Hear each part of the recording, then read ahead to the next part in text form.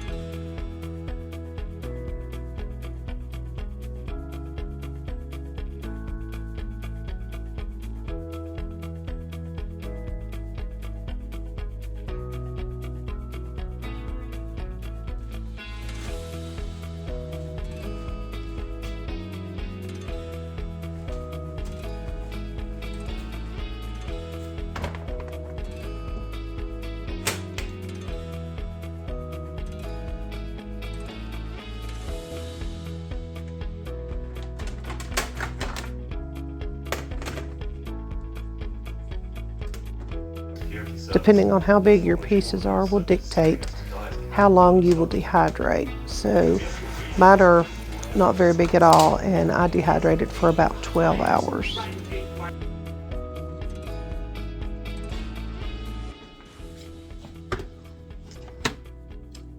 And while you are dehydrating, whenever you very first start, you might want to put your dehydrator in a back room or outside. Sometimes I use the carport outside to dehydrate stuff because it really starts smelling pretty strong when you first start using the dehydrator. But when it starts getting close to being finished and it's pretty dried out, it starts to smell really good, almost like that you're cooking them, and it smells super, super good right now. I love the way it smells now. Almost like dehydrated onion that you would buy in the store, except better. So it's all finished.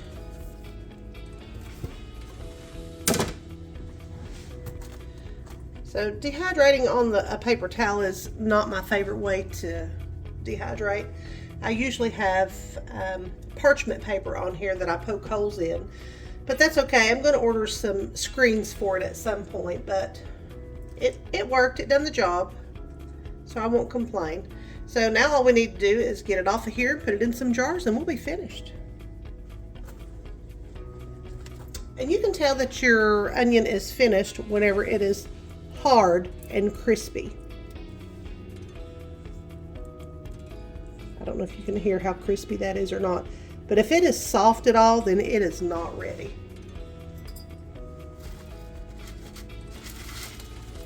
When you get ready to rehydrate your onion, all you have to do is put it in some hot water and leave it sit for about 20 minutes. Now, if you are going to put it in some soup or some stew, you don't even have to wait on it to rehydrate. Just go ahead and put it in your soup or stew. Just make sure that you don't try to eat it for about 20 minutes or so. But you don't have to rehydrate it before you put it in something that's really wet like a soup or a stew. It will absorb the water out of whatever you're putting it in. There we go. That's all. Hear how crunchy that is?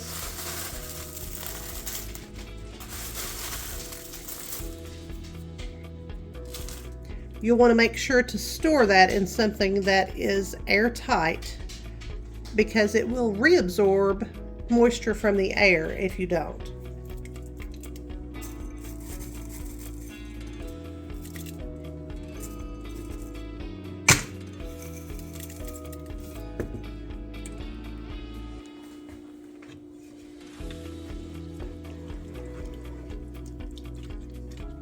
Okay, so I'm all finished.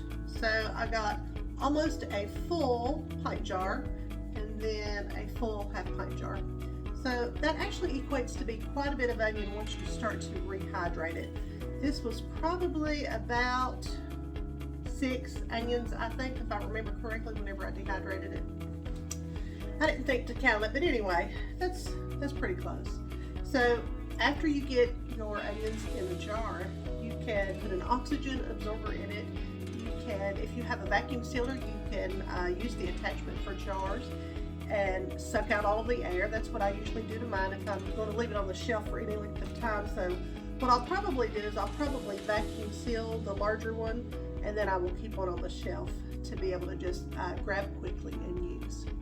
So anyway, that's all there is to dehydrating onion for long-term storage. So I hope you all have enjoyed the video. I hope you've learned something. I hope you dehydrate some onion. So y'all have a great day. God bless you.